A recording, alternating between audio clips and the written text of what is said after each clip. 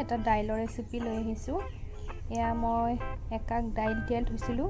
এয়া মগু আৰু মচুৰ দাইল হয়। মই 10-15 মিনিটমান তিয়াই থৈ এইখিনি ধুই ল'লোঁ। ইয়াতে অকণমান আদা দি দিছোঁ। দাইল মই বেছি লোৱা নাই, কাৰণ মই দাইল আজি ৰঙালাও আগেৰে বনাম। আপোনালোকে ৰঙালাও আগ দি পেলাই দাইল খাই পাইছেনে বাৰু? খাবলৈ কিন্তু খুবেই ভাল লাগে। আৰু লগতে লৈছোঁ এয়া পিঁয়াজ এটা কাটি ল'লোঁ আৰু জলকীয়া 3টা এনেকৈ কাটি লৈছোঁ। কেইটামান কণ বিলাহী দিছোঁ। ৰঙালাও আগখিনি মই বাছি ধুনীয়াকৈ ধুই ল'লোঁ, এনেকৈ কাটি লৈছোঁ, দেখা পাইছে। এতিয়া আহকচোন তেনেহ'লে এইখিনি মই বনাবলৈ আৰম্ভ কৰোঁ। এয়া মই কেৰাহীত তেল দি তেলখিনি গৰম হ'বলৈ দিলোঁ। তেল গৰম হৈয়ে গৈছে। এতিয়া মই গোটা জিৰা আৰু পাঁচফোৰণ লগতে দি দিম।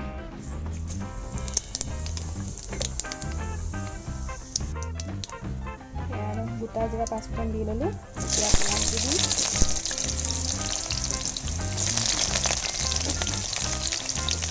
কণ বিলাহী আৰু জলকীয়াখিনিও দি দিম।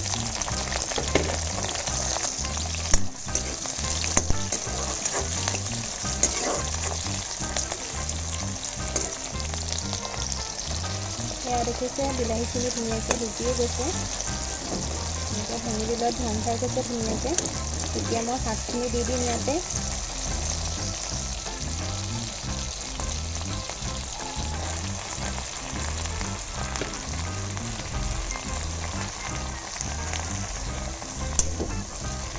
অকণমান লৰাই দিছোঁ।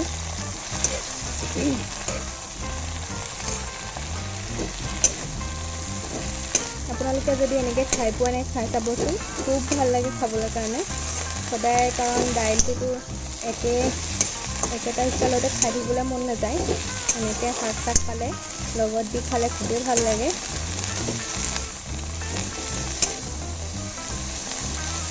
ইয়াত এতিয়া নিমখ হালধি দি দিম। এয়া দেখিছে মই নিমখ হালধি দি ল'লোঁ।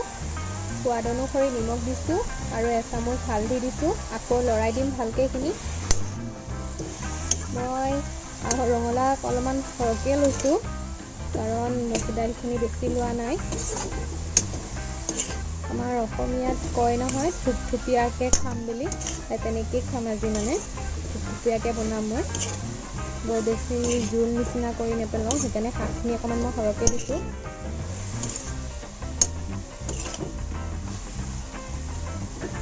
ইয়াত এতিয়া মই তিয়াই থোৱা দাইলখিনি দি দিম।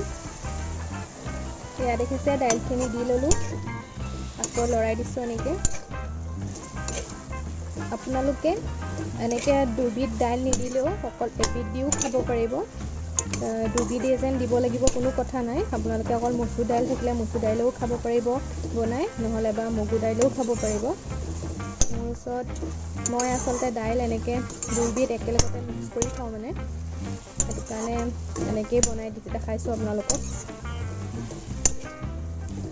চবে এনেকৈ খাই ভাল নাপাবও পাৰে দুটা দাইল একেলগতে লৈ। এতিয়া ইয়াত মই ঢাকনাখন দি 15 মিনিটমান মই এনেকৈ ভাজি ল'ম। জুইটো মই মিডিয়াম ফ্লেমত ৰাখি পেলাই মাজে মাজে আহি লৰাই থাকিমহি। তাৰপিছত মই আকৌ দেখাম আপোনালোকক।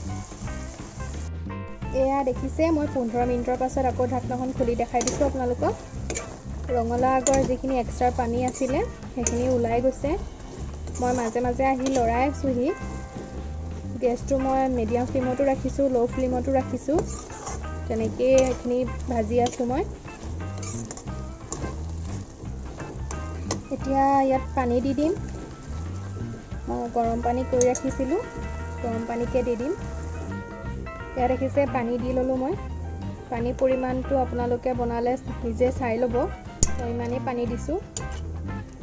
এতিয়া আকৌ ইয়াত ঢাকনাখন দি দিম। আকৌ আৰু ভালকৈ সিজিবলৈ দিম। দাইলখিনিও যাতে আৰু ধুনীয়াকৈ সিজি যায়। অকণমান ফলা লিখীয়া হৈ থাকিব, কাৰণ এনেকুৱা হৈ থাকিলেহে বেছি ভাল লাগে খাবলৈ কাৰণে। বৰ বেছি সিজি গ'লে ভাল নালাগে।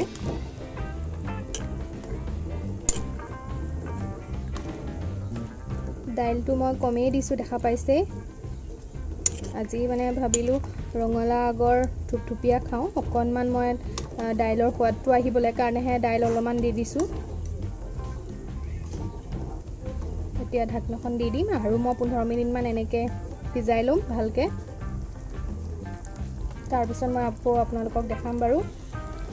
এয়া দেখিছে 15 মিনিটৰ পিছত মই আকৌ আপোনালোকক ঢাকনাখন খুলি দেখালোঁ। ধুনীয়াকৈ উতলি আছে এইখিনি। মই হাই ফ্লেমত উতলাই লৈছোঁ এইখিনি। এয়া হৈয়ে গৈছে। দাইলটো এনেকৈয়ে থাকিব কাৰণ কেৰাহীতে বনোৱা আৰু ইমান সিজাই লোৱা নাই যে, এনেকৈয়ে ভাল লাগে খাবলৈ কাৰণে। মই এনেকৈয়ে থৈ দিম। এয়া হৈয়ে গ'ল আৰু,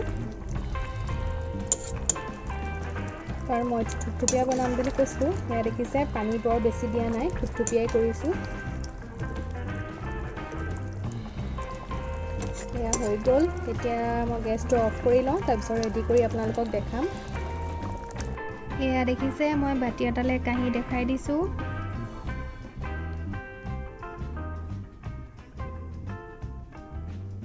ইয়াত কোনো ধৰণৰ মছলাও ব্যৱহাৰ কৰা নাই, দেখা পাইছে আপোনালোকে। অকল মই গোটা জিৰা আৰু অকণমান পাঁচফোৰণ লৈছোঁ।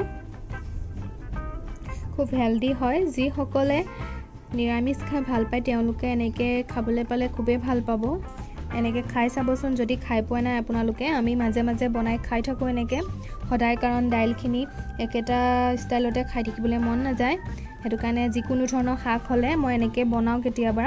অকল যে ৰঙালাও আগেৰে যেন বনাব লাগিব কোনো কথা নাই, আপোনালোকে যিকোনো ধৰণৰ শাকেৰে এনেকৈ বনাই খাব পাৰিব। দাইলটো তেনেই কমেই লৈছোঁ, দেখা পাইছেই। মই যিহেতু থুপথুপীয়া কৰিম বুলি কৈছিলোঁ, ইয়াত আপোনালোকক অকণমান দেখাবলৈ কাৰণেহে মই জোলটো অকণমান লৈ লৈছোঁ। মোৰ ৰেচিপিটো চাই আপোনালোকে কেনেকুৱা পালে? যদি ভাল লাগিলে তেনেহ'লে লাইক এটা কৰিব আৰু কমেণ্ট কৰিও জনাবচোন কেনেকুৱা পাইছে। আৰু যিসকলে মোৰ চেনেলটো প্ৰথমবাৰ চাই আছে তেওঁলোকে প্লিজ মোৰ চেনেলটো ছাবস্ক্ৰাইব কৰি দিব। তলতে থকা বেল আইকনটো দবাই থ'ব, তেতিয়াহে মোৰ নতুন নতুন ভিডিঅ'বোৰ আপোনালোকে পাই থাকিব। আজিলৈ আহিছোঁ তেনেহ'লে, বাই বাই।